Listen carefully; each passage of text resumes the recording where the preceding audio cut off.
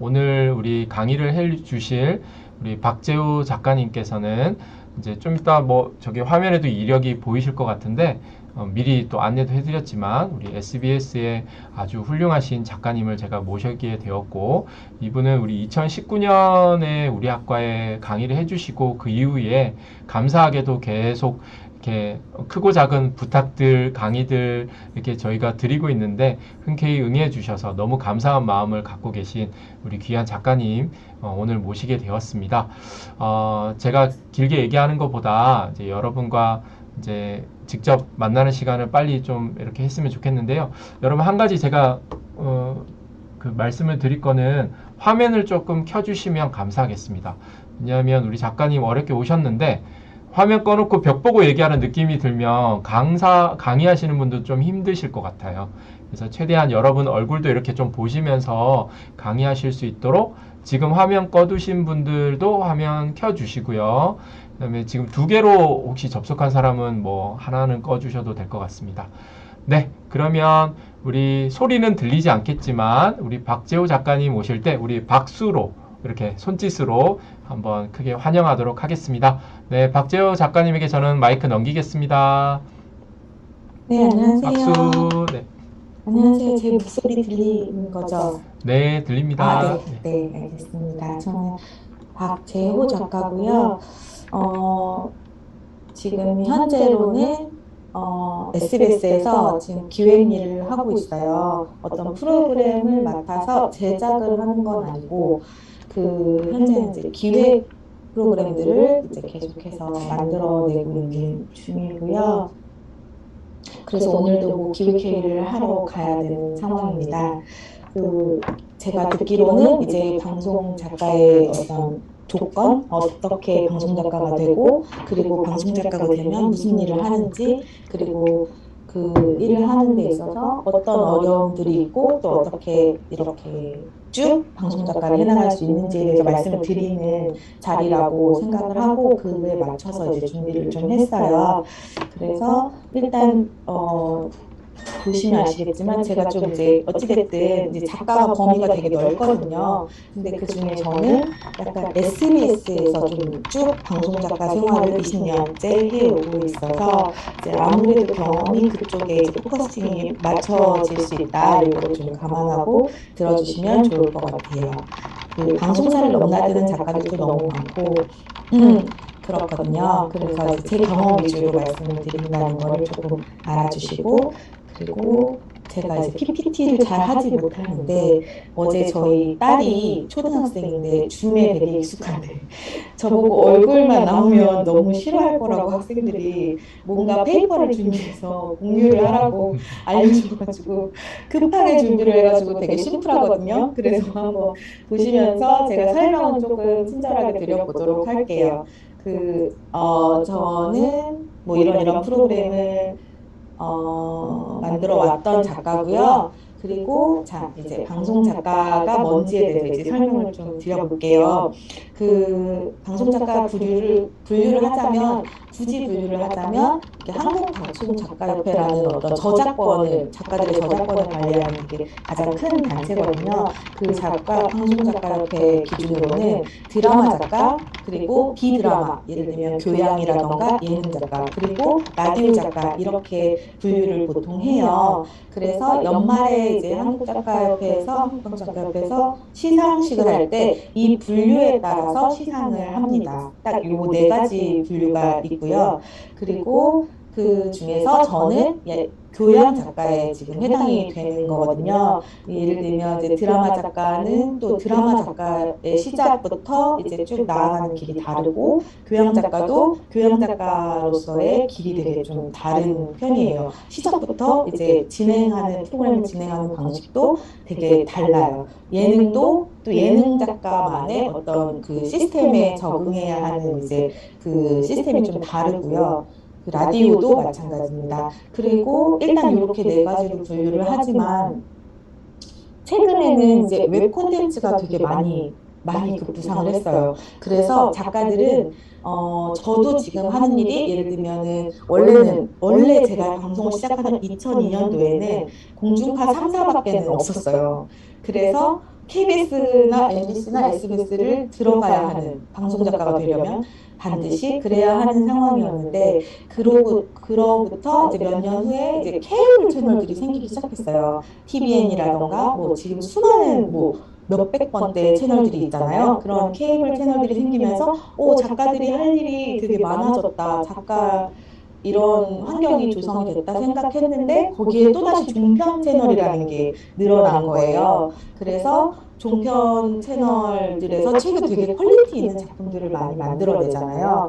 초반에는 이제 그게 약간 이렇게 좀 이런 정치색 이런 것들 때문에 이제 작가들 사이에서는 좀 말이 있었던 그 채널들이었는데 사실상 지금은 이제 그런 부분에 대해서는 크게 어떤 작가들한테 거부감이 있거나 이러진 않고요.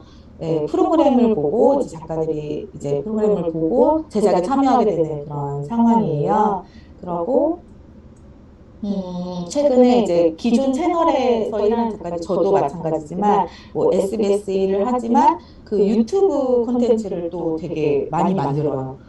그 비중이 거의 이제는 반반 정도에 해당한다고 저는 생각해요. 원래는 이 공중파가 거의 100%를 먹었다면, 이 작업의 100%를 차지했다면, 지금은 작가들한테, 예를 들면 제 주변에 흔한 작가들한테 물어보면, 너 요즘 무슨 일을 해? 그러면, 저는 요즘에 무슨 유튜브 채널 하나 하고요. 요즘에 뭐 케이블 채널 하나 하고요. 이런 식으로, 예, 되게 그 유튜브는 반드시 들어가는 그 작가들의 업무 중에 하나가 됐어요, 이제는. 그러다 보니까 약간 예전에 제가 지금 말씀드리고자 하는 방송 작가가 되는 어떤 기준, 그런 거에 있어서 조금 예전과 많이 달라져서 이제 제가 말하는 게 정답이라고도 할 수 없을 수도 있어요. 왜냐하면 지금이라도 내가 작가를 하고 싶으면 내가 내 채널을 하면 내가 작가도 되고 PD도 되고 할 수 있는 세상이거든요. 그 작가가 되는 길이 꼭 이런 루트밖에 없어요라고 옛날에는 말했는데 지금은 그렇게 말할 수 없는 상황이에요. 그래서 내가 스스로 작가가 되려면 뭐 이런 채널을 만들어서 하면 되고 운영하면 되고 그런 경험들이 나중에 뭐 예를 들면 그 경험에 아무래도 그 제작의 크기가 작잖아요. 그러다 보니까 이제 그런 거가 조금 아쉽다. 나는 조금 더 이제 큰 작품들을 만들어 보고 싶다 할 때 지원을 해도 충분한 그런 상황이라고 저는 생각해요, 요즘에는. 그런 환경이 되어가고 있다. 이거를 좀 알아주시면 좋을 것 같아요. 왜냐면 제가 말을 하는 건 제가 이제 어쨌든 아무래도 공중파에서 쭉 제작을 해왔던 작가라서 아마 그쪽으로 이제 얘기를 할 거라서 이런 부분을 감안하고 들어주시면 꼭 이게 정답은 아니다. 이럴 수 있다. 최근에 되게 환경이 많이 바뀌고 있다. 그래서 만약에 작가를 하려고 마음을 먹으신 분들이 있다면 되게 길이 많아요. 그리고 그래서 되게 저는 좀 추천을 하고 싶은 분들에게 더 많이 적극적으로 좀 이렇게 트라이를 해보도록 얘기를 많이 하는 편이에요. 그런 상황입니다. 그리고 방송 작가에 이제 뭘 하는 그래서 방송 작가가 분류가 됐잖아요. 그러면 이런 분류의 작가들 중에 작가는 무엇을 하는 사람인가 그거에 대해서 좀 말씀을 드려볼게요. 이게 사실 제가 종합구성물 교양 작가이기 때문에 그쪽에 이제 진행되는 방식이에요. 보통 작가들의 그 부분은 막내 작가부터 시작을 해요. 막내 작가가 있고 그리고 서브 작가가 있고 이게 저희가 메인 작가라고 통칭하거든요. 이 각각의 역할이 다 달라요. 그 역할도 다르고 책임도 다 달라요. 예를 들면, 막내 작가는 그 프로그램의 전반적인 팀의 그 서포터를 한다고 보시면 좋아요.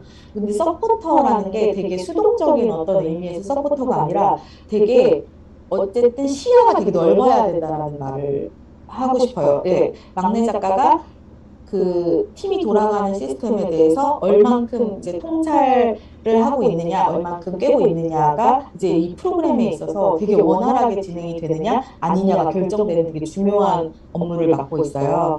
그래서 막내 작가의 역할을 수행하면서 이제 트레이닝을 하잖아요. 이렇게 이렇게 넓은 시야를 가지고 다양한 업무들을 처리하면서 트레이닝 되는 결과물로 서브 작가가 됐을 때 역량이 어떻게 되느냐가 결정이 된다고 보시면 돼요.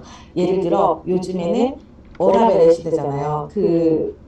작가들도 예를 들면 시간이 저는 뭐 저녁 시간에는 일할 수 없고 뭐 주말은 꼭 쉬어야 하고 하지만 방송이라는 시스템이 그렇게 많이 제작이 될 수는 절대 없는 환경이거든요.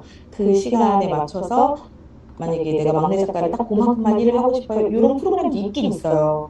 그런데 그런 프로그램에 들어가서 배우는 양과 내가 이렇게 트레이닝 할 수 있는 양과 그 실제로 뭐 24시간 굴러가더라도 물론 뭐 되게 비인간적으로 뭐 일을 하는 건 당연히 안 되겠지만 뭔가 이런 그 체계적이면서도 좀 타이트한 어떤 작업 환경에서 일을 하는 막내 작가의 그 나중에 서브 작가가 됐을 때의 역량이 너무 다르더라고요. 그래서 그런 부분을 그 서브 작가를 예를 들면 뽑을 때나 이런 때 많이 참고를 하는 편이에요. 어떤 팀에서 어떤 막내 작가를 했냐, 그 어떤 롤을 했는가, 그거가 되게 중요하고 그렇습니다. 그러고 메인 작가의 역할을 소개하면서 이제 이 시스템을 말씀드릴게요. 이제 저는 이제 프로그램 기획을 하는 역할을 많이 해요. 어떤 프로그램을 만들어서 어떻게 해야 이게 시청률이 잘 나오고 혹은 또 화제성이 높고 최근에 사실 시청률은 크게 의미가 없는 편이에요.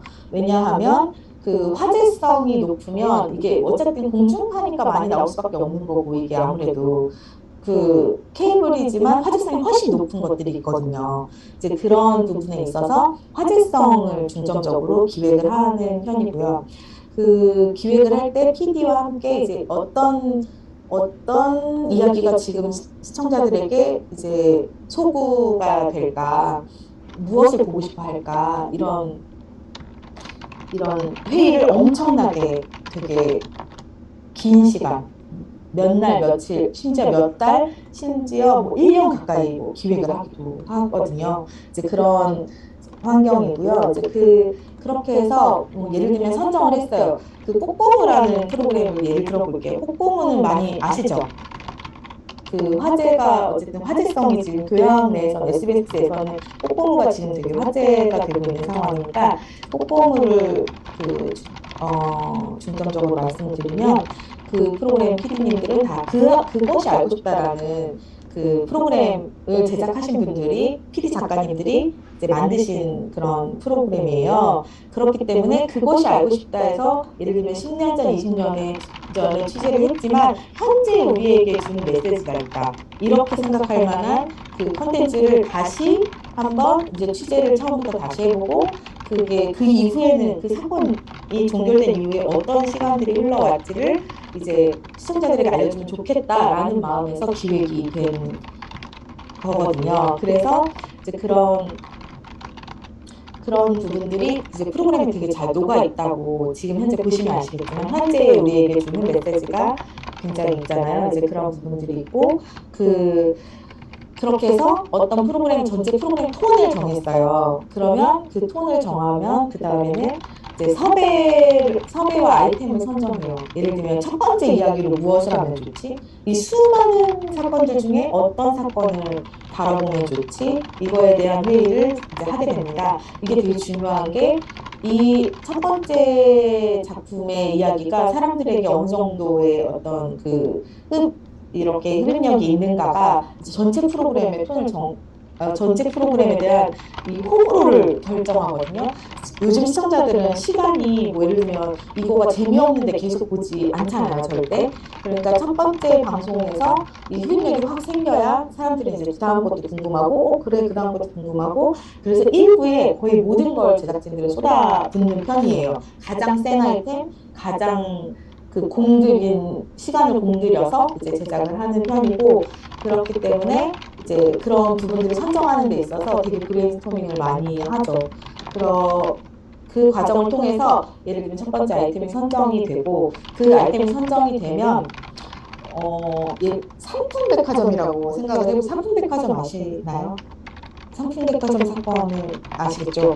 그 삼풍백화점이라고 하면 어느 날 갑자기 백화점이 무너져 내린 그 상황에서 시작을 해서 그 안에 어떤 사람들의 이야기가 담겼는지 그리고 그때 당시 생존자는 없었는지 뭐 이런 거에 대해서 생존자를 지금 우리가 만나볼 수는 없는지 그런 거에 대해서 계속 취재를 해나가요. 당시 담당자부터 해서 그 이후에 현재까지도 그 상품 사건에 대해서 어떻게 이 추이가 흘러왔는지에 대한 이 취재를 굉장히 꼼꼼하게 합니다. 진짜 그 티끌 하나도 놓치지 않게끔 그 백화점 현장에 마치 우리 PD 작가가 있었던 것처럼 그 하나하나 다 이 찾아 나가는 과정이 있습니다. 그래서 어렵게 그 피해자, 그 당시에 이제 가족을 잃은 그 피해자를 희생된 분들을 만나서 약간 설득을 하죠.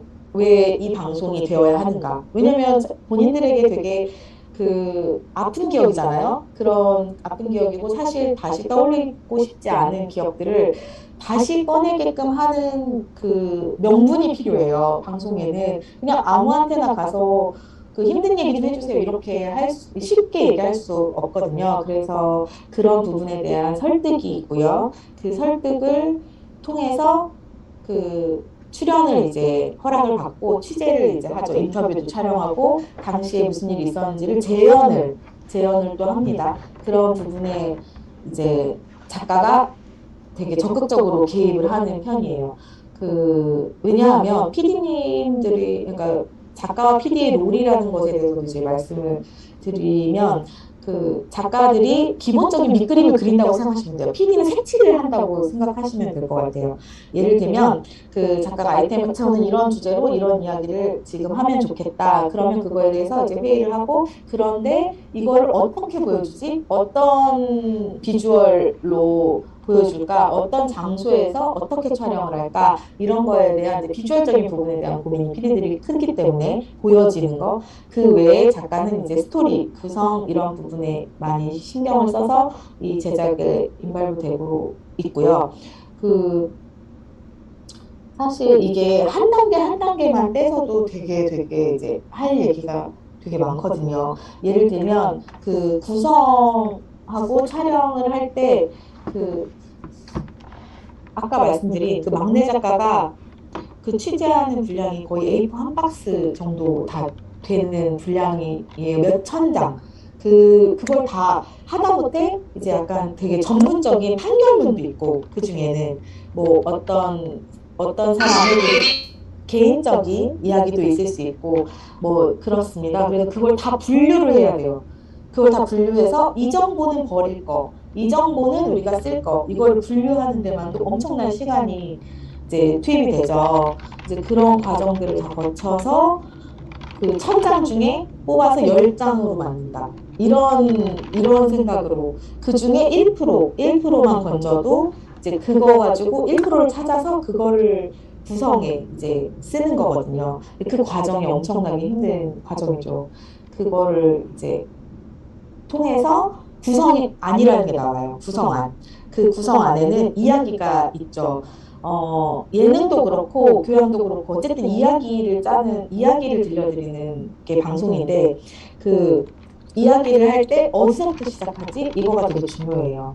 그 실미도 편을 예를 들면, 꼬꼬무에서 실미도 편을 예를 들면 어느 그 옛날 거리에서 버스가 한 대가 오고 그 버스를 아무렇지 않게 이제 평소처럼 타는 그 부부가 있어요. 그러면 이제 그런 일상적인 장면에서 시작을 해서 가다가 버스가 가는데 갑자기 버스가 정지하더니 군인 복장을 한 총을 든 사람들이 버스에 막 올라타요.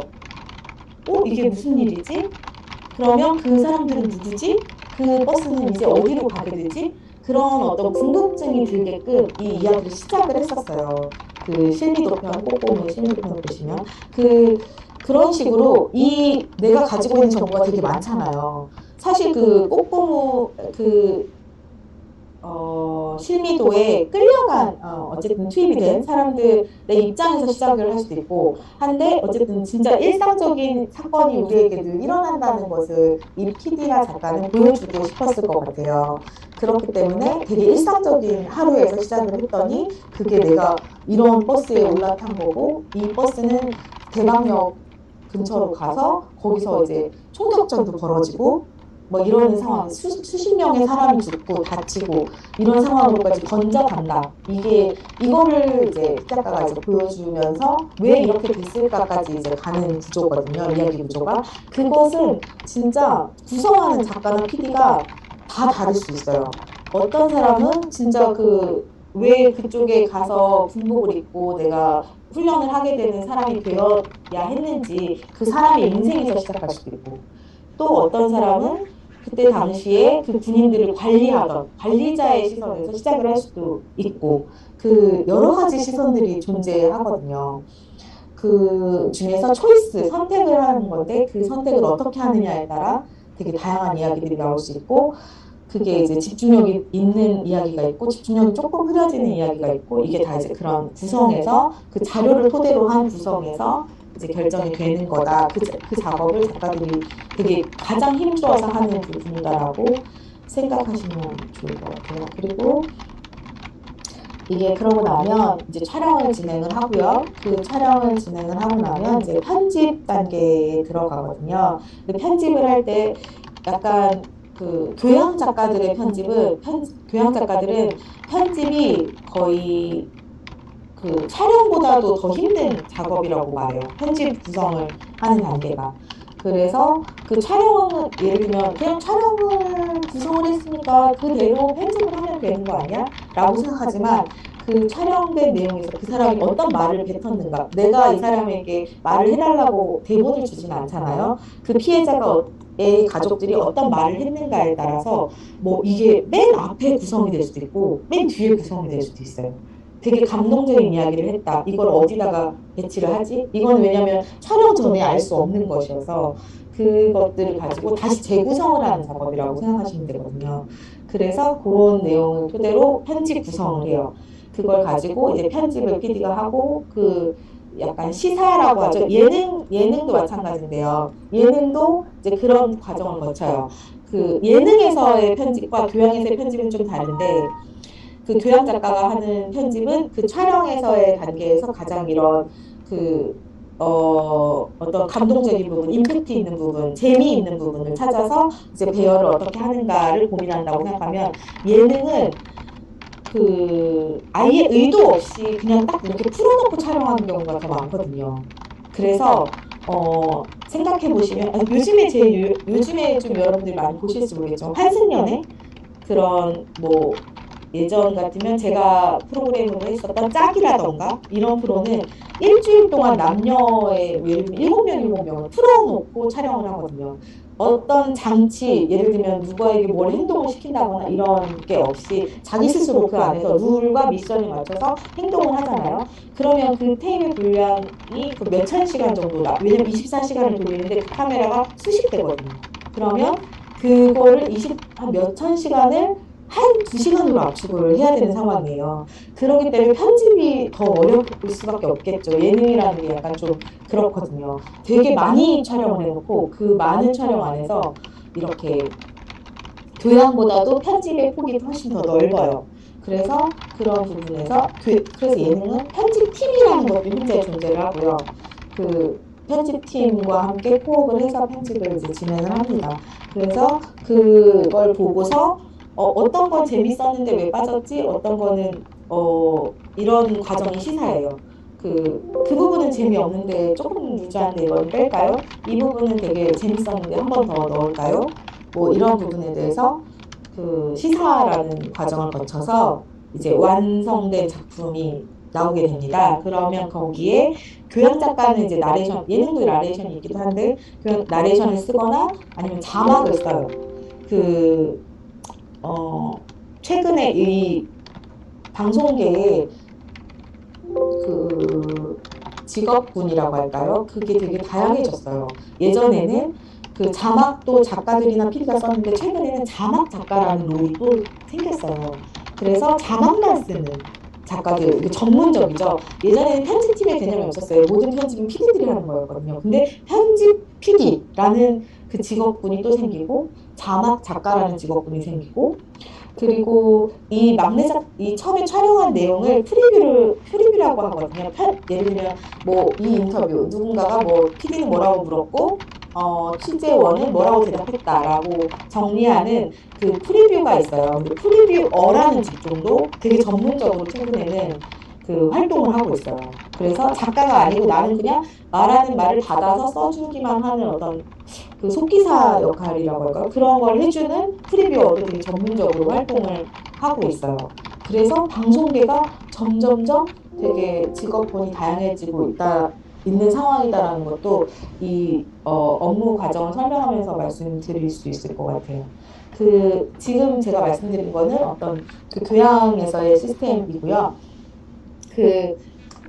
뭐, 예능 작가도 크게 다르진 않지만 그냥 그런 부분들에서 좀 차이가 있을 수 있어요. 채널마다 그리고 프로그램마다 차이가 있을 수가 있어요. 근데 기본적으로 요 과정을 잘 인지를 하고 있으면 될 것 같아요. 이 부분에서 크게 벗어나지 않아요. 그러고 그 방송 작가를 하는 데 있어서 이제 어떤 작가가 그러면 방송 작가를 잘 할 수 있고 또 어떤 사람이 방송 작가가 되면 좋은가에 대해서 말씀을 좀 드릴게요. 저는 방송 작가한테 제 1의 능력이 커뮤니케이션 능력이라고 일단 생각을 해요. 왜냐하면 방송이라는 게 설득이거든요. 이 사람에게 내가 되게 재밌는 게 있어 한번 봐봐. 이 역할을 하는 게 PD 작가의 어떤 가장 큰 그 숙제이기도 하고, 근데 그걸 하려면 어떻게 해야 될까요? 이 사람에게 내 걸 보게 하려면 이 사람이 원하는 걸 빨리 파악해야 되고, 내가 가진 장점들을 부각을 시켜서 이제 보여줘야 되는 거잖아요. 그 과정이 저는 커뮤니케이션이라고 생각을 하고, 방송 자체가 일단 그런 과정에 제일 중요한 능력이에요. 혼자서만 하는 작업, 예를 들면 소설 작가, 제가 이제 어쨌든 그런 순수 문학을 하는 작가가 아니라 방송은 어떤 소통의 어떤 과정이 제일 중요한 그런 분야이기 때문에 커뮤니케이션 능력이 되게 중요하다. 그러려면 자기 확신이 있어야 돼요. 자기 확신이 있으려면 예를 들면 PD한테 내가 이 아이템을 저는 이 이야기가 재미있을 것 같아요. 제가 보니까 어떤 점에서 이 이야기를 사람들이 되게 좋아하더라고요. 뭐 어디서 유행이에요라는 어떤 샘플을 가져다가 설득을 할 수도 있고 또 혹은 제가 경험하기로 이런 부분은 되게 재밌었어요라고 상대를 설득할 수도 있고 이런 과정을 거쳐서 제작진 사이에서의 어떤 공감을 이끌어내고 그게 시청자한테도 이제 어떤 전달이 됐을 때 이제 그 공감대가 이제 화제성이 되기도 하고 그리고 시청률로도 이어지기도 하고 그렇거든요. 그래서 저는 많이 그걸 하려면 자기 확신을 가지려면 분석하는 연습을 항상 하면 좋겠다. 방송을 볼 때 혹은 뭐 책을 봐도 돼요. 뭐 예전에 82년생 김지영이라는 책도 구성작가 출신의 작가가 쓴 책인데 그런 책을 보고 나서 이거를 다시 영화로 만들자. 어떤 이런 기획이라는 것은 내가 많이 접했기 때문에 할 수 있는 거거든요. 그래서 많이 보고 많이 분석하고 이게 재미있나? 이것을 뭐 예를 들면 프로그램으로 해보면 괜찮을까? 이런 생각을 수시로 항상 하는 습관? 이런 걸 좀 들이면 좋다라는 생각이 그냥 TV를 볼 때 우리가 그냥 단순히 재밌다가 아니라 왜 재밌지? 그런 걸 생각하면서 하면 이제 방송을 보거나 어떤 책을 보거나 뭘 듣거나 할 때 이제 그런 게 좋을 것 같고 그렇게 생각한 거를 표출을 해야 해요. 왜냐하면 그냥 생각만 하고 있으면 아무도 내 말에 대해서 이게 맞는 것 같아 긍정의 시그널 혹은 아닌 것 같아 부정의 시그널을 주지 않거든요. 어쨌든 방송은 시그널을 주고받는 건데 그래서 표출하는 그 과정을 거쳐서 이거는 좀 제 의견은 이렇습니다. 뭐 내 생각은 이래 이런 것들에 대해서 계속 이야기를 하거나 뭐 SNS를 통해서 뭐 그런 걸 표출하거나 하는 과정을 많이 거치면 그거에 대해 피드백을 받고 이거는 다들 나에게 너무 좋은 의견이라고 해주는구나 이런 것에서 성공의 경험을 가지고 또 그 다음 단계에 소통을 하고 이렇게 되면 이제 그게 방송 작가한테는 되게 큰 능력이다라고 저는 생각을 하고 그 다음에 평균 이상의 지식과 상식을 가져야 된다고 생각한 건 아무래도 방송 작가가 접하는 대하는 사람들이 어떤 때는 엄청 하이한 예를 들면 우리가 말하는 무슨 엄청난 지식과 상식을 가진 사람일 수 있거든요. 알쓸 신잡을 예로 들자면 그 예능 프로그램이잖아요. 나영석 사단에서 만든 예능 프로그램이지만 굉장히 그 내용이 교양적이고 출연하시는 분들도 되게 교양적이고 되게 그 분야에 있어서는 되게 전문가 분들이잖아요. 그분들과 이제 소통을 해서 어떤 결과를, 어떤 이야기를 할지에 대한 결과를 끌어내야 되거든요. 그래서 그런 부분에 있어서는 나도 그만큼의 지식과 상식을 좀 그만큼까지는 아니더라도 그 분야의 이야기를 할 수 있을 정도의 지식과 상식이 있어야 그분들과 이야기를 해서 제가 원하는 그 방향대로 끌어갈 수 있겠죠. 이런 이야기를 좀 더 해주시면 재밌을 것 같아요. 그렇게 이제 방향을 제시하는 사람이 작가이기 때문에 그 방향을 제시하려면 어느 정도 이상의 그 지식과 상식이 필요하다라고 그게 되게 또 어떤 때는 어떤 전문가분들은 그런 분들도 있어요. 나는 이 PD하고만 일할게. 왜냐하면 이 PD는 그 나와 말이 통해. 되게 잘 통해. 이렇게 말하시는, 대놓고 말씀하시는 전문가분도 있고, 어떤 작가는 그 전문가들과 그 매번 프로그램마다 이 작가 있으면 나는 그 프로그램을 할 거야 라고 하시는 분들도 있어요. 뭐, 그런 경우가 있기 때문에 그래서 이제 이런 부분에 대한 능력이 있어야 될 것 같다. 그리고 그 아무래도 아까 말씀드렸듯이 빠른 습득력은 필수예요. 그 자료가 이게 꿰어야 보배라고 하죠. 아무리 구술이 서말이어도 이 엄청난 자료를 보고 그걸 핵심을 파악해서 이게 방송이라는 게 언제까지나 시간이 기다려주고 있는 상황이 아니니까 당장 다음 주, 그 다음 주에 방송을 해야 하고 하니까 빠른 시간 안에 이거를 자료를 보고 정리하는 능력. 이것은 이제 막내 작가 때부터 트레이닝이 돼요. 그래서 그런 부분들에 대해서 계속해서 연습을 하면 이거는 늘 수도 있고 그런 부분을 습득했을 때 훨씬 유리하다라고 저는 생각해요. 같은 시간 안에 이제 더 많은 양의 일을 해내는 작가들이 있거든요. 그 부분은 확실히 유리하다고 보고요. 이 마늘과 쑥이라고 하는 제가 써놓은 건 이제 제가 이제 이 강의 끝에 링크를 하나 드릴 건데 그 최근에 SBS 구성작가 협의회에서 세미나를 개최를 해서 이제 유튜브 영상을 찍었는데 거기에 이제 한 25년 차 정도 된 이제 그것이 알고 싶다를 거의 한 10년 이상 한 그 작가 선배가 작가에게 필요한 능력에 대해서 이렇게 얘기를 해주셨어요. 마늘과 쑥만 있으면 먹으면 작가 된다고 그런 얘기가 옛날에 있었대요. 그냥 앉아서 그냥 버티라는 얘기죠. 그냥 버티다 보면 작가 다 돼. 누구나 다 할 수 있어. 근데 선배님도 이제 그 얘기가 맞다. 맞는 것 같다. 이제 25년 차가 되어 보니 그냥 진짜 앉아서 계속 하다 보니까 어느 순간 내가 작가가 되어 있더라. 그것은 이제 약간 끈기와 인내의 어떤 다른 말이죠. 마늘과 쑥만 있으면 작가 다 된대. 근데 그 말이 틀리지 않다. 내가 어떤 다른 재능, 뭐 엄청난 글쓰기 실력, 엄청난 어떤 말하기 실력, 혹은 뭐 어떤 게 없더라도 그냥 내가 꾸준히 이 길을 해내고 내게 주어진 미션을 버텨냈을 때 그 직업에 있어서 나도 빛을 발할 수 있다라는 어떤 저는 되게 희망적인 이야기로 이게 들렸거든요. 그리고 저도 사실 이 의견에 조금 이 선배님의 의견에 되게 동의를 많이 하는 편이에요. 그 작가를 되게 어렵게 막내 작가 때 되게 반짝반짝 예쁜 작가들이 되게 많아요. 너무 싹싹하고 너무 똑똑하고 저렇게 어떻게 일을 잘할 수 있을까? 하지만 그 작가가 그 10년 이상 작가를 하는 경우는 한 20% 정도 되는 것 같아요. 제가 볼 때. 제가 지금까지 작가 면접을 봤을 때 한 몇백 명을 막내 작가를 면접을 봤던 것 같아요. 20년 동안. 근데 이제 그 작가들 중에 현재도 작가를 왕성하게 활동을 하고 있다라고 하는 작가가 한 반도 안 되는 것 같고, 그마저도 되게 적극적으로 막 이렇게 활동을 한다기보단 뭐, 이렇게 다른 쪽으로 조금 이제 작게 이제 일을 하는 경우들도 많아서 그래서 이 부분이 저는 중요하다고 생각하고 그리고 방금 제가 막내 작가의 어떤 미덕에 대해 말씀드렸듯이 알잘 딱깔센 요즘의 유행이죠. 알아서 잘 딱 깔끔하고 센스 있게 하는 작가가 아무래도 뭔가 판단력도 좀 더 이렇게 자기가 이게 맞다, 아니다 빨리 판단하고 순발력 있게 대처하고 이 위기를 같이 팀원들과 공유하고 그것을 해결해 나가는 능력. 그 능력은 정말 작가에게 너무나 필요한 능력이다. 이렇게 말씀을 드릴 수가 있을 것 같아요.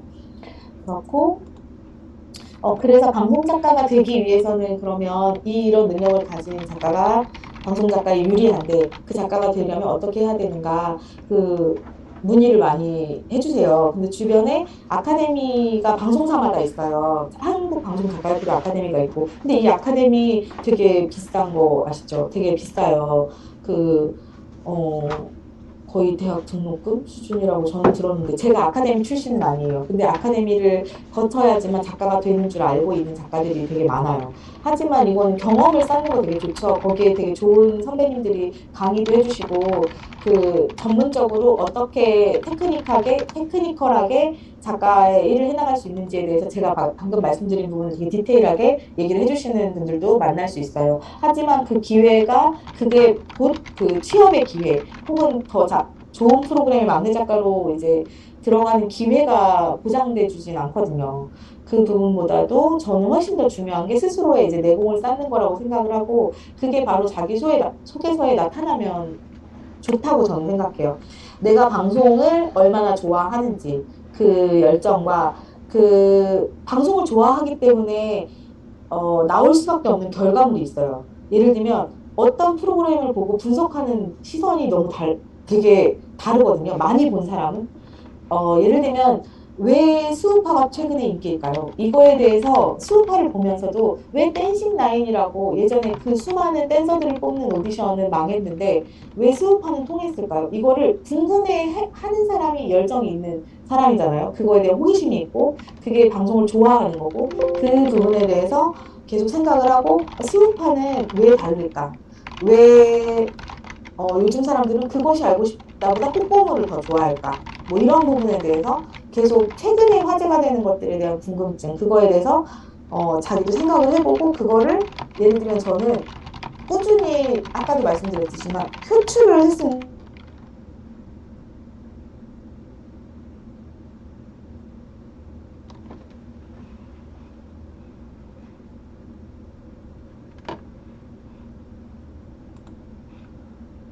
작가님, 잠깐 연결이 끊긴 것 같네요. 또 이제 저희가 면접 과정을 통하다 보면 그게 되게 보여요. 그래서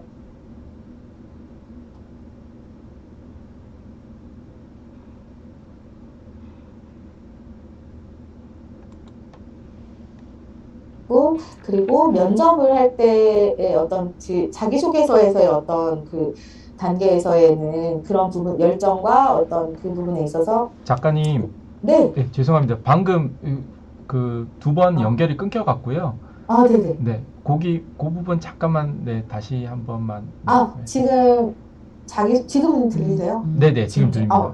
네. 네. 자기소개서에, 그래서 제가 중요하게 생각하는 건 자기소개서에는 내가 얼마나 방송을 좋아하고, 그래서 어떤 일까지 나는 이렇게 뭐 기록을 해봤다든지, 아니면 어떤 생각들을 가지고 있다라든지, 이런 거를 강조해서 표현을 했으면 좋겠다.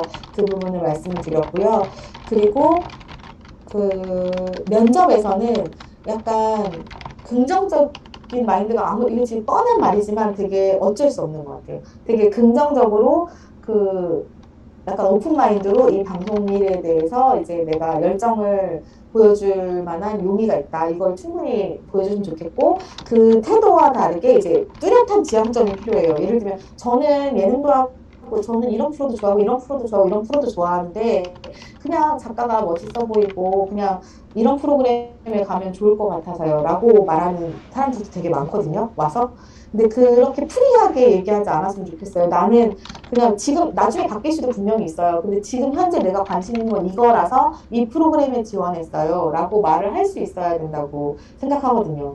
이제 그런 부분에 있어서 좀 참고를 하시면 좋을 것 같고, 내가 지원하는 프로그램에 대한 이해도가 어쩔 수 없어요. 이거는 높아야 이 프로그램을 얼마나 잘 이해하고 있고, 이 프로그램의 장점, 단점, 그리고 그거에 대한 대안을 얼마나 제시할 수 있느냐가 그 작가의 이 사람의 능력이라고 보여지거든요. 그것은 이제 이력서의 고학력이거나 뭐 이런 거랑 없고 어떤 경험을 한 사람인지 얼마나 자격증이 있는 사람인지 그것도 중요하지 않아요. 그냥 이 프로그램에 대한 이해도 그리고 내가 뚜렷한 어떤 작가로서의 지향점 이 부분을 강조해서 말씀을 하시면 좋겠다. 저는 그런 기준으로 이제 작가들을 뽑는다라는 걸 말씀을 드리고 당연히 적극적이고 능동적인 태도를 보여주시는 게 좋겠죠. 막 계속 밥은 몇 시간, 밥은 주나요? 이거 많이 물어보시고.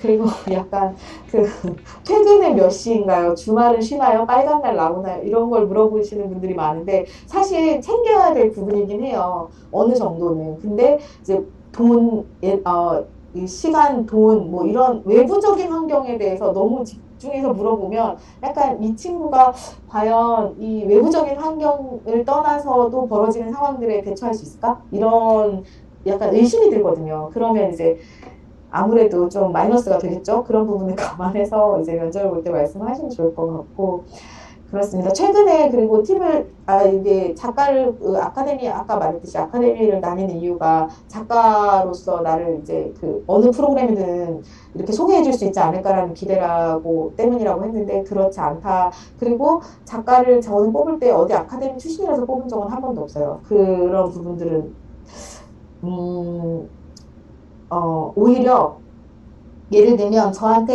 저는 작가 하고 싶다고 메일을 주거나 한 친구들 있거든요.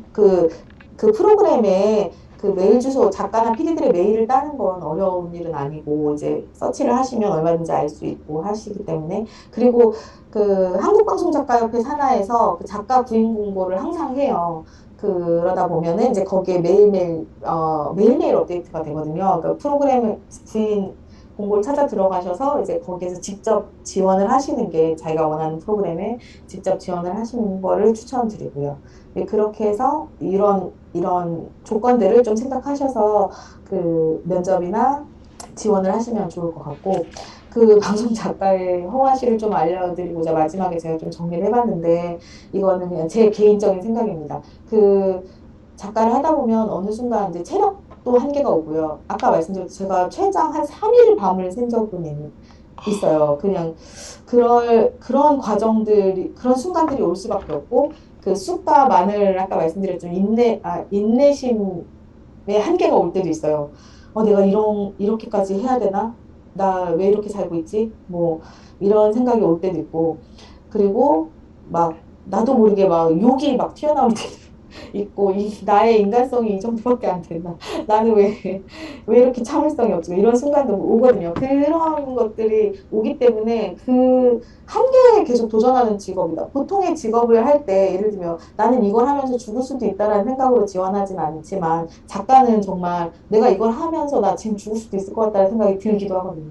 근데 그런 부분에 대해서 아셨으면 좋겠어요. 이게 결코 편하거나 어떤 그런 직업이 아니다. 그 낭만과 이런 것만 있지 않다. 그리고 사실 대우와 환경은 많이 나아지고 있어요. 저는 예전에 80만 원, 한 달에 80만 원을 받고 일을 했어요. 막내 작가를. 그 일주일에 2주에 하루를 쉬었고, 그리고 밤 12시에도 섭외 전화를 했어요. 그 다음날 촬영하려고. 이런 정말 말도 안 되는 그런 환경에서 일했는데 지금 20년이 흘렀고, 지금은 절대 그런 일은 일어나지 않아요. 어쨌든 어느 정도의 그 바운더리 안에서 일을 하고 있고 페이도 적어도 최소 200 이상의 돈을 이제 지급을 하게끔 되어 있어요. 어떤 룰이. 그래서 이제 그런 부분들은 확실히 나아졌지만 이제 근데 그게 이제 다 케바케이기 때문에 이제 케이스 바이 케이스이기 때문에 어떤 팀에서는 그게 되게 좋은 대우를 받을 수도 있고 어떤 팀에서는 그게 좀 부족할 수 있거든요. 그것에 이제 내가 해당이 되지 않을 수도 있다라는 생각을 하셔야 될 것 같아요. 그럼에도 불구하고 나는 이 일을 할 것인가? 그거를 좀 고민을 많이 하셔야 된다고 생각을 하고요. 그럼에도 불구하고 내가 이 일을 너무 하고 싶다라고 하면 조금 불안정하긴 하지만 저는 작가라는 직업을 주변에다 추천하는 이유는 이게 다른 직업과 다르게 선택의 자유가 있어요. 그건 뭐냐면 내가 하고 싶은 일만 할 수 있어요. 왜냐하면 지금 프로그램이 한 수백 개 정도 될 거예요. 수백 개가 되겠죠. 수천 개 될 수도 있어요. 우리나라에서 내가 선택할 수 있는 그 방송 프로그램의 종류라는 게. 근데 그 선택을 할 수 있는 몇 안 되는 직종이다라고 저는 생각해요. 예를 들면 저는 편하고 쉽고 대신에 돈이 적어도 돼요. 이러면 그거에 맞는 프로그램도 존재하고요. 나는 좀 빡세도 돼. 나는 좀 진짜 치열하게 일하면서 돈도 많이 벌고 싶어라면 그런 프로그램도 존재해요. 그걸 선택할 수 있고 중요한 것은 예를 들면 우리가 그거예요. 다른 직종에서 겪는 사람과 사람과의 관계에서 스트레스가 되게 크잖아요. 그로 인한 우울증도 좀 많이 사회 문제가 되고 있고 한데 그런 부분들에서 그 약간 내가 싫은 사람이랑 나는 일을 하고 싶지 않다. 그러면 안 해도 돼요. 나는 이 프로그램, 나 이 사람이랑은 일 안 해라고 저도 많이 말해본 적 있거든요. 그런 선택을 할 때 제가 되게 작가를 하길 잘했다고 생각해요. 나쁜 사람과 일하지 않아도 된다. 내가 싫은 사람과 일하지 않아도 된다. 이것의 자유는 사실 내가 그 어떤 불안정성을 내가 당장 내일 뭐 프로그램이 사라질 수도 있어요. 그럴 수 있지만 그럼에도 불구하고 그래도 나는 작가를 하고 싶은 이유 중에도 있는 것 같아요. 이런 조건들이. 그리고 실제로 제가 성덕과 덕업일치가 가능하다라고 말한 건 진짜 가요 프로그램을 내가 가수를 너무 좋아해. 예를 들면 방송 작가를 좋아하지 않더라도 가수를 너무 좋아하거나 어떤 영화를 너무 좋아해. 그러면은 그 분야에 맞춰서 그 프로그램을 할 수 있는 그런 작가들이 많이 있어요. 최근에 제 주변에도 이런 작가들이 많이 늘어났어요. 왜냐하면 이제 프로그램의 이 다양성이 있기 때문에 최대한 내가 난 이 사람을 만날 수 있는 이런 직업을 할 거야. 라고 해도, 이런 프로그램을 할 거야. 라고 해도 그게 가능한 상황이에요, 지금은. 어느 정도 내가 어떤 능력을 앞서 말했던 그런 능력들을 좀 갖춘 작가라면 그런 걸 선택하는 데 있어서 어려운 일이 아니다. 그리고 그, 아무래도 내가 내 일을 하면서 돈을 벌지만 사실 제 주변의 가족이라던가 제 주변의 친구들이라던가 이렇게 친구들에게 이야기를 그 친구들도 볼 수 있고 내가 하는 일을 볼 수 있고 알 수 있고 그로 인해서 서로 커뮤니케이션 할 수 있고 그걸 줄 수 있는 직업은 사실 많지는 않다고 생각해요. 제가 뭐 하는지 사실 잘 모르는 그 직업들도 많잖아요. 그리고 그거에서 느껴지는 희열이 없는 직업들도 저는 많다고 생각하거든요. 제 주변 지금 제 친구들을 봤을 때도 그렇고. 근데 그러지 않다라는 게 좀 방송 작가가 저는 좋은 그런 이유고. 그리고 매번 이게 새로운 사람을 만날 수밖에 없어요. 똑같은 일이 예를 들면 제가 6시 내 고향이 지금 30년 됐나요? 그 6시 내 고향 안에서도 식당을 소개하는 코너에서도 매번 새로운 식당 주인을 만나게 되는 거거든요. 그러면 사실 매일 어제 했던 일을 오늘 똑같이 하는 게 아니라 오늘은 또 새로운 사람을 만나서 새로운 이야기를 듣고 그 사람의 이야기를 듣다 보면 또, 저렇게 사는 사람도 있구나라고 배우게 되고 그런 과정들을 매일매일 거치거든요. 그런 것들이 나의 삶을 풍족하게 해주기도 하고 그런 부분들에 있어서 방송 작가가 가지고 있는 어떤 메리트가 있다라고 저는 생각을 합니다. 그 가장 결정적인 두 개의 단점이 앞에서 쓰여져 있지만 그 부분에 대한 극복과 준비가 되어 있다면 저는 되게 큰 메리트가 있는 직업이다라고 생각하고 지금도 저는 앞으로 한 20년 더 할 수 있으면 하고 싶고 그렇습니다. 네. 그러고 네, 제가 말씀드리는 거는 한 이 정도 되는 것 같아요. 혹시 궁금하신 부분들이 있으면 얘기해 주시면 제가 답을 드릴게요. 채팅으로 물어봐 주셔도 되는데.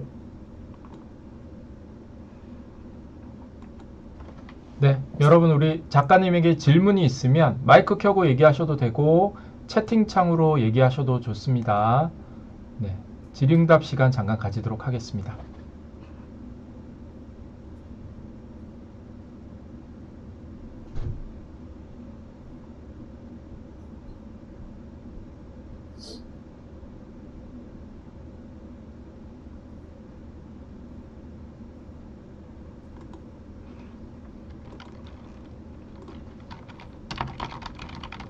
그러면 질문 없으시면 제가 아까 그 사투리 이야기가 있는데 그거 하나 해드릴게요. 그, 그 예전에 프로그램 기획을 할 때, SBS의 PD가 그, 산악인, 누구였죠? 산악인 어떤 카첸중, 오은선 씨가 카첸중과 등정을 했냐 안 했냐를 두고 되게 논란이 벌어진 적이 있었어요. 그 논란을 되게 끝까지 취재한 PD가 있었어요. 거기에 등장하지 않았는데 등장한 것처럼 저 산악인 오은선 씨는 그렇게 지금 이 사진은 조작됐다라고 주장하는 PD였거든요. 그 PD는 약간 되게 정의감이 있고 막 이러는 PD였는데 그 SBS에서 그것이 알고 싶다를 했고 카첸중과 등정 이렇게 그걸 토대로 하얀 블랙홀이라는 그런 뭐 다큐멘터리도 제작을 했던 PD였는데 그 PD가 약간 드라마를 하게 된 거예요. 그 이 PD는 계속 항상 그 사회 부조리라던가 왜 그 약자들의 어떤 입장에서 그 프로그램을 만들던 PD였는데 이 PD가 최근에 모범택시라는 드라마를 만들었어요.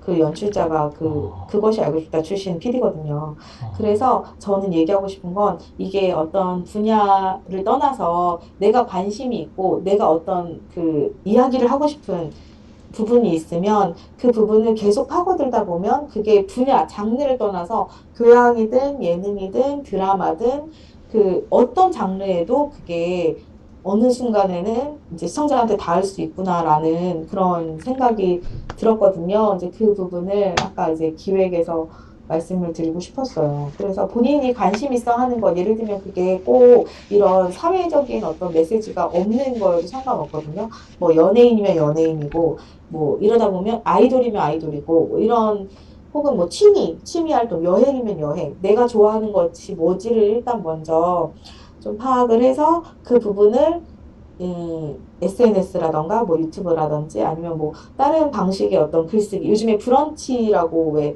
글쓰기 하는 누구라도 작가가 돼서 글 쓸 수 있는 그런 그 앱도 있잖아요. 그러니까 그런 걸 활용해서 내가 관심 있는 분야를 계속해서 이제 키워 나가다 보면 그 부분이 이제 방송적으로도 뭐 분야를 떠나서 어느 순간 이렇게 작품이 될 수 있다라는 거를 아까 말씀을 드리고 싶었는데 드리셨던 부분이고요. 그렇습니다. 네. 음, 여러분 또 혹시 질문이 있으신가요? 네, 저 질문 해드려도 될까요? 네. 네, 아까 사실 제가 아카데미 관련 질문을 드리려고 했었는데 말씀을 해주셔가지고 새롭게 질문을 구성했거든요. 일단 강연을 들으면서 구성하기나 취재하기 단계에서 막내 작가의 역할이 굉장히 중요하고 그리고 그 일의 양도 되게 스펙터클하고 많다는 것을 알게 되었습니다. 그래서 한 프로그램당 막내 작가가 대략 몇 명으로 구성되어서 이 일들을 진행을 하는지에 대해서 음, 궁금합니다. 음, 이건 다 다른데요. 예를 들면, 지금, SBS 프로그램을 말씀드리면, 동물농장이라는 프로그램에는 작가가 한 8, 9명이 있고, PD가 한 10명 정도가 있는데, 막내 작가는 3명이 있어요. 그래, 그 3명은 그 어떤 이제 시스템이죠. 어떤 친구는 뭐 6시에 예를 들면 돌아가면서 퇴근을 하는 그런 이 근무 시간을 조율해서 셋이서 이제 협업을 하고요. 그리고 꼬꼬무 같은 경우는 그리고 그것이 알고 싶다 같은 경우는 이게 시사 프로그램이잖아요. 시사 프로그램은 보통 메인 작가 1명 밑에 막내 작가 1명 이렇게 2명이서 팀으로 구성돼요. 그러니까 한 작가가 한 막내 작가와 함께 일하는 그런 구조. 그것이 알고 싶다나 꼬꼬무 마찬가지고요. 일단은 그렇게 근무를 합니다. 막내 작가는. 가장 많을 때는 뭐 한 4명까지 있는 팀도 예능 예를 들면 뭐 더 많은 팀들도 있어요. 그 케이팝 스타라던가 뭐 이런 걸 할 때는 이렇게 아무래도 규모가 크잖아요. 그럴 때는 이제 막내 작가가 더 투입이 되기도 하고 그렇습니다. 감사합니다. 네.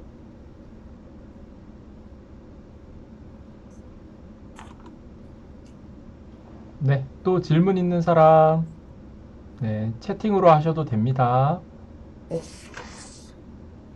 그래서 제가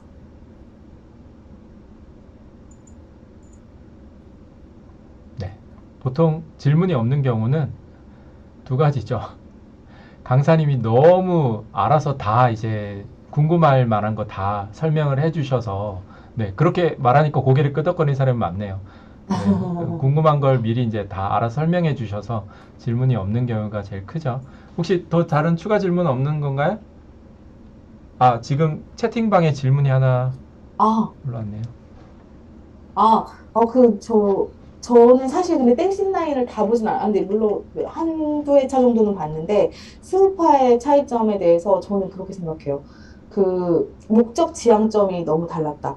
예를 들면, 제 개인적인 생각인데, 댄싱 라인은 이 댄서들을 활용해서 내가 어떤 프로그램적으로, 어, 어떤 프로그램적으로 이걸 되게 화려하고 혹은 되게 볼거리 있는 방송으로 만들겠다라는 의지가 되게 강해 보이는 방송이었다고 보면 이거는 동의를 하실지 모르겠지만 저는 스우파가 그 기획 의도가 그거거든요. 백댄서들도 나도 이제 백댄서들에게 연예인처럼 팬덤을 만들어주고 싶다라는 게 PD의 기획 의도였어요. 그러면 나는 이 백댄서들을 그 의도 자체가 다르죠. 나는 이 댄서들을 활용해 내 프로그램을 화려하게 만들겠다는 것과 이 댄서들에게 하나씩의 팬덤을 만들어주고 싶다는 사람이 만드는 방송은 이제 디테일에서 되게 달라지거든요. 이 한 사람 한 사람의 인물에 대해서 내가 얼만큼 집중을 해줄 것이냐, 얼마나 매력적으로 보여줄 것이냐, 아니면 이 사람을 내 스토리의 어떤 그 스토리의 일원으로서만 이 사람을 소비할 것이냐, 이 주인공을 소비할 것이냐의 문제기도 해서 저는 이번에 수우파가 이렇게까지 화제가 된 거는 그런 부분이 되게 컸다고 생각해요. 인물들 하나하나가 잘 살았어요. 그리고 그 인물들에 대해서 그 애정이 보였다. 연습이라는 수업이 있는데 사실 이 방송작가 관련해서 이 분야에서는 뭐 우리가 모실 수 있는 최고 전문가 우리 작가님이 아니신가 생각을 해봅니다.